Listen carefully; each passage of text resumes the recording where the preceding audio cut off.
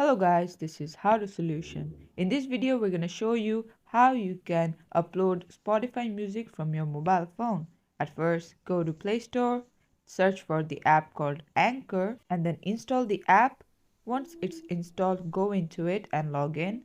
After that, go to the section called Tools, click on the plus, allow it. After that, go to Library and then click on Import and then allow.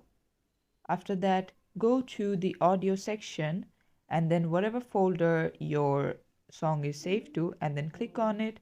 After that, once it's imported, click on the plus button, add segment to episode.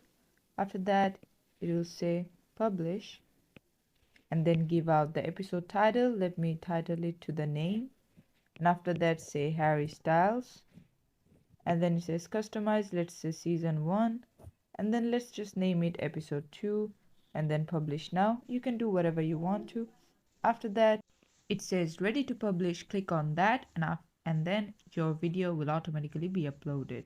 Thanks for watching. This is it for the video. Please leave a like and subscribe for more tutorials like this. Until then, take care.